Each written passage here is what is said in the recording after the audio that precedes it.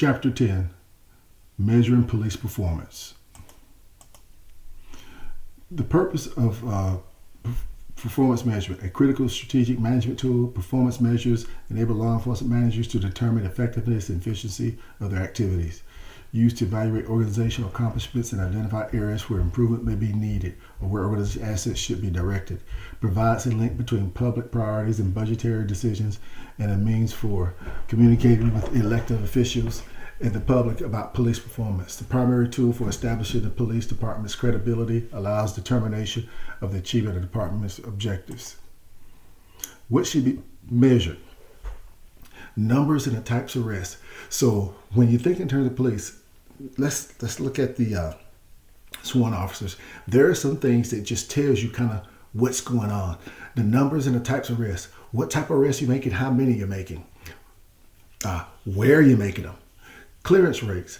How many of those are cleared? That means how many of those arrests did you how many incidents did you have where you actually made an arrest?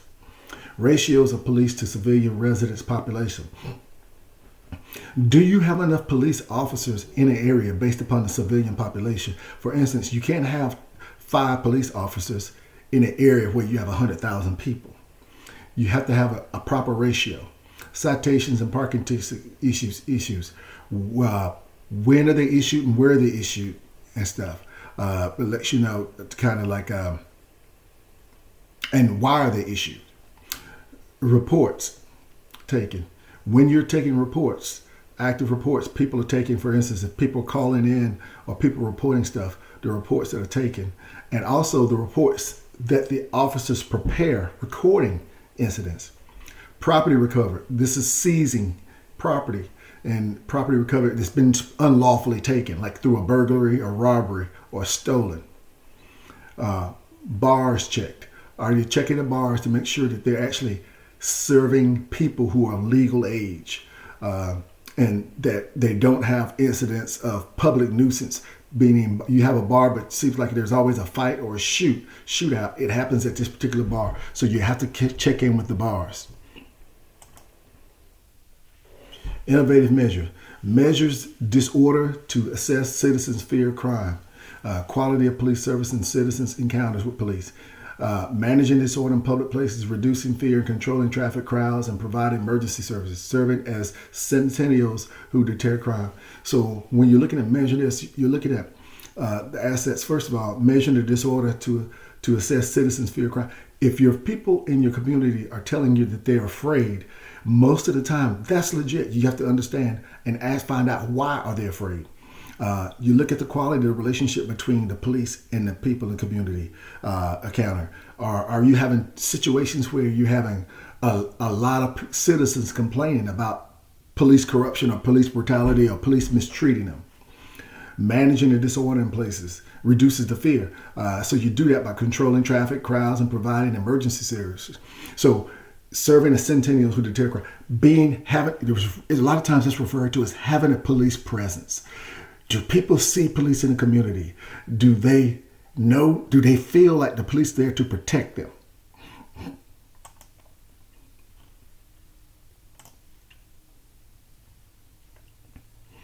Why measure performance? Administration, to provide a control function. How can I ensure that my subordinates are doing the right thing? Absolutely. Why measure? You have to know if the things that you say, the things you think are being done, they're actually being done.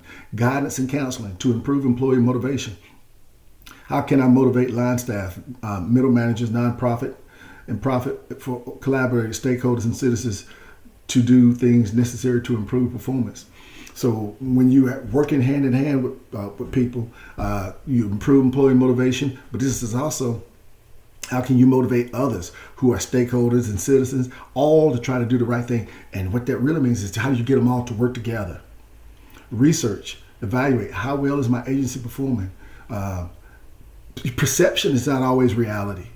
You have to do the research, you have to have the evaluation, because if you think something is happening, this confirms that it is, or it is not happening. Socialization and celebration, what accomplishments are worthy of the important organizational ritual of celebrating success? Yeah, and when things are, for instance, if you have an initiative that's reduced violent crime in a community, by a significant amount and stuff, you have to celebrate that. You have socialization. One of the things that I've seen and I've encouraged in the past is have that celebration or that acknowledgement in the community, not at the police station and not at the courthouse and not uptown at the mayor's office. Have it in the community where they can see it and stuff. There's a couple of things happen when you do that. It lets the community know that you're out there trying to keep them safe and you're working towards your goal, but it also puts criminals on notice that, you know what, your days are short-lived around here. If you stay in this area, we're going to catch you. System improvement, promotion, convincing political superiors, legislative stakeholders, and journalists and citizens that the agency is doing a good job. Promotion, getting people to understand, you can't just do policing and reduce violent crime. You also have to tell it. You have to promote that because people may not know what you're doing.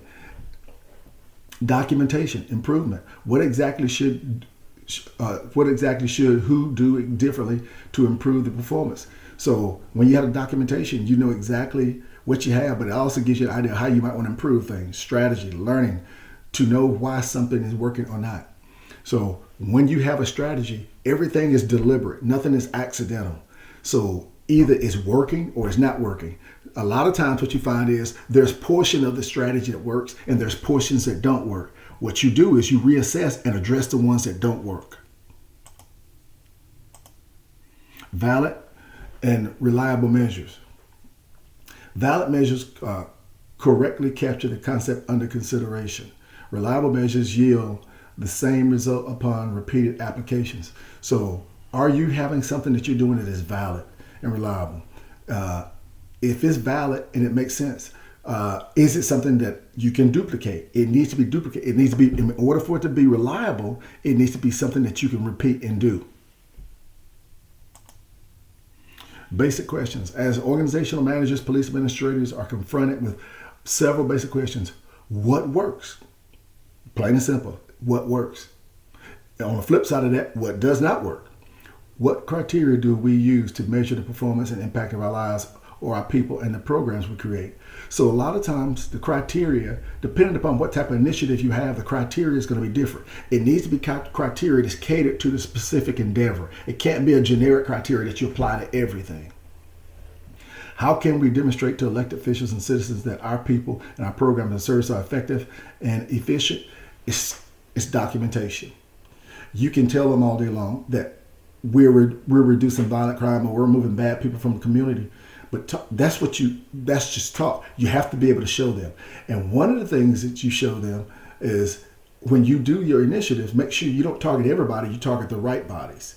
One of the things I've always felt like is once you do that is have media coverage. Invite them to conduct interviews and do on-camera interviews to let the community know and provide the information and the data. Levels of performance and evaluations. Police managers are responsible for the evaluation of individual performance, unit performance, project and program performance, divisional performance, organizational performance. So when you break it down, police managers at various levels are responsible for all of these different things. From the individual beat cop to the unit that the beat cop is in, to the project or program that the unit is operating under, to the division that the project program falls under within the scope of the organization. It's a domino effect. Measuring the crime rate. So when you're measuring the crime rate, some of the things you want to do is take a look at this. You look at the crime that's happened in a specific area and over a designated amount of time. For instance, over the last quarter, how did violent crime do in this particular sector of the crime of the city? So once you have the first quarter crime stats, now you can compare that to the second quarter's crime stats. And then you can look at measuring the crime rate. You can see, did it go up or did it go down? Now, based upon that, it makes a determination on what would be implemented to reduce that violent crime. For instance, if the violent crime, let's say rapes and robberies went up from one quarter to the next, okay, let's say that you looked at the last 3 quarters. In the last 3 quarters, it has gone up. Rapes and robberies have gone up each quarter, which tells you you have a problem with rapes and robberies. Now you have to implement an initiative to deal with that specifically. Victims are unlikely to report a crime to the police when the victim consents. The victim consents or agrees to the act. Drug use, gambling, prostitution. The victim believes the crime is trivial. The victim does not wish to embarrass the offender. The victim is in an embarrassing situation. The victim believes that nothing will be done. The victim is unaware of the crime due to the skill of the offender. So there's multiple reasons why people would not report a crime. And what law enforcement officers have to do is you have to try and find ways to overcome this, to reassure them, to inform them, or whatever else. And I give you an example. If you have someone who is a prostitute and you know that she knows about a crime that she witnessed and stuff, because she is a prostitute, she may not be inclined to talk to law enforcement. What law enforcement has to do is reassure her that they're not interested in her or what she's doing with the prostitution, but you are very interested in the violent crime that she witnessed.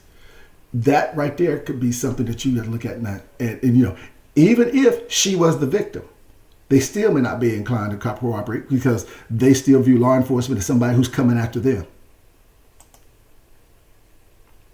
Measurement criteria, 3 levels. Macro measures are direct outcome measures that focus on overall agency indicators. Examples of these include agency-wide crime rates, cases cleared.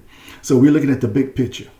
Also consider as indicators of public safety, real estate values, public utilization of common space, community commercial activity. When you have high crime and violent crime in areas, these are some of the real estate values go down. The public does not, you don't see the public out walking in parks. You see commercial community activity, very little. So that gives you indicators that you have a situation. But when you're looking at macro, you're looking at everything across the board. General are broad indicators effective based on subjective reflection of people's impressions of quality, accomplishment, service levels, citizen perception of community safety. So when you look at that, it's how do people feel in the community? What do they think going on? The percentage of citizens assisted in the problem solving, the satisfaction with the police activities, perception of the police. How do people feel about the community violence? How do they feel about the police? Are they cooperating? Are they satisfied with the type of activities the police engage in? Specific measures is designed to look at that. Now you're looking at targeted crime. So let's say, as the example I gave earlier, now you're looking at the rapes, you look at the robberies, specific to whatever, and you're trying to see exactly what you have to, and you have to implement measures to deliver to deal with that accordingly. So if you have a situation where you have rapes and robberies going up, you have 2 things you have to address in your police district in that community. Elements of police performance measures. Success indicator defines the attribute to be a measure, a characteristic to be used to measure outcome. Performance indicator describes what is being measured. Baseline determines the initial level of measurement against which target progress and success. Target, the part of the performance measure that establishes the direct level to be reached in a defined time period, usually desired to be improvement over the baseline. So this is consistent with the example I gave you earlier. You have crime. You look at over the last couple of quarters, you see that this particular crime is spiking. Now you actually know the baseline. You knew what the baseline was, and that now you see it going up. And the target performance measures the desired level to be reached in a defined. So in a certain amount of time, that's your quarter. Evaluating strategy. Strategy evaluation is defined by a systematic attempt to examine strategy, process, implementation, impact. So when you look at issues, did the strategy impact the problems or conditions? So when you look at the defining strategy, is it a strategy that you came up with that's working in this specific area on this particular crime? And if not, and if it is, to what extent? And was the process of service to look consistent with the strategy design? So what is the cost benefit? Were organizational resources used properly? Were targeted populations, neighborhood groups reached? How did the officers perform?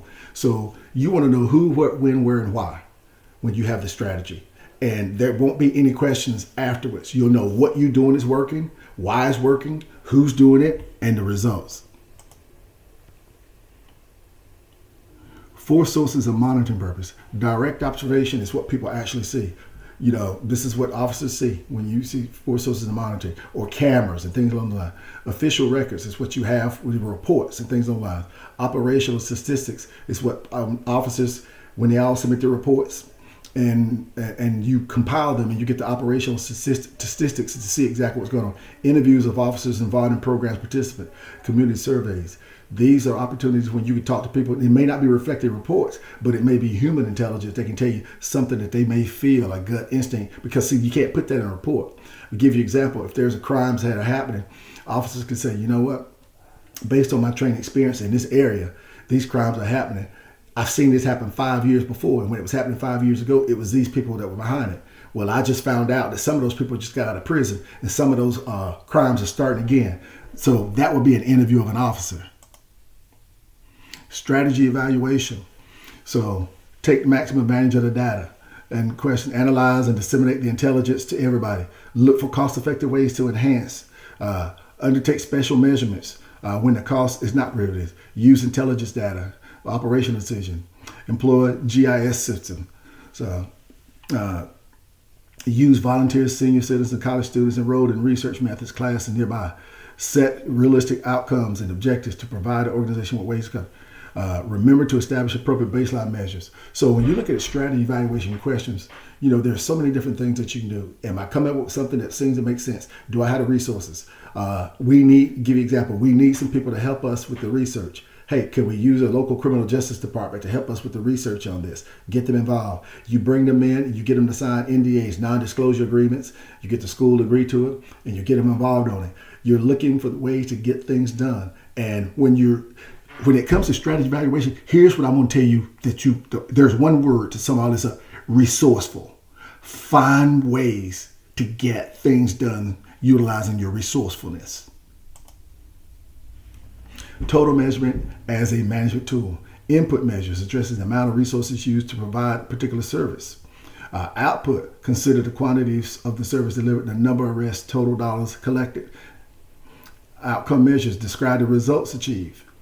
Measures of efficiency, consider the amount of resources used to achieve output, like hours spent, and determine. So when you look at the amount of input, amount of resources you got out there. Output is what you're getting back for it.